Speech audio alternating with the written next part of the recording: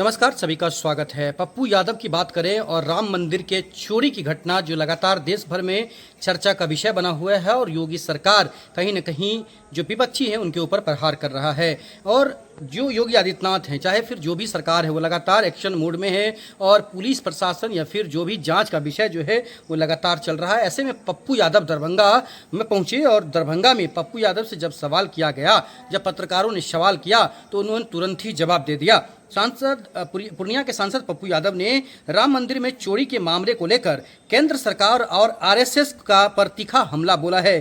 Court परिसर से बाहर निकलने के बाद पत्रकारों से बातचीत में उन्होंने दरभंगा में कहा कि वह 1 महीने बाद आरएसएस से पूछना चाहते हैं कि चोरी भी आप ही की और जांच भी आप ही करेंगे। उन्होंने कहा कि राम मंदिर का उद्घाटन और ध्वजारोहण नरेंद्र मोदी ने किया, मंदिर की समिति भी उन्हीं के कार्यकाल में बनी और उसे आरटीआई तथा ऑडिट के दायरे से बाहर रखा गया। उनका आरोप था कि यदि 2.5 वर्षों से चोरी हो रही थी तो जिम्मेदार लोग अब तक क्या कर रहे थे। पप्पू यादव ने मांग किया कि मामले की जांच किसी एसआईटी से नहीं बल्कि भारत का सर्वोच्च न्यायालय के किसी न्यायाधीश की निगरानी में कराई जाए। साथ ही उन्होंने कहा कि देश भर के मंदिरों का ऑडिट होना चाहिए और यह स्पष्ट किया जाए कि मंदिरों को आरटीआई के दायरे से बाहर क्यों रखा गया। उन्होंने कहा कि यह मामला करोड़ों लोगों की आस्था से जुड़ा हुआ है और पूरे देश के संतों तथा सनातन धर्म के अनुयायियों में इसको लेकर नाराजगी है।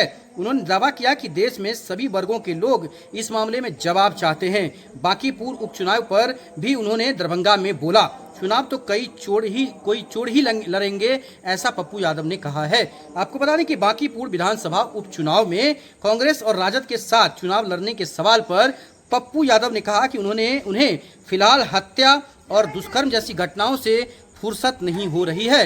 उन्होंने राज्य में अपराध बढ़ने का आरोप लगाते हुए कहा कि पटना के होटलों में लगातार सेक्स रैकेट का खुलासा हो रहा है और दरभंगा समेत कई जिलों में लूट व हत्या की घटनाएं जारी हैं। उन्होंने चुनावी राजनीति पर भी तीखी टिप्पणी करते हुए कहा कि चुनाव कोई महात्मा गांधी या सुभाष चंद्र बोस, भगत सिंह नहीं लड़ने जा रहे हैं।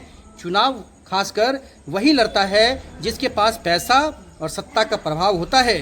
चुनाव तो कोई चोर ही लड़ेगा और जीतेगा भी कोई चोर ही। तो दरभंगा में पप्पू यादव ने अपने ही अंदाज में राम मंदिर मुद्दे और बांकीपुर उपचुनाव को लेकर दरभंगा के पत्रकारों को जवाब दिया। देखते रहिए जगजीत के साथ।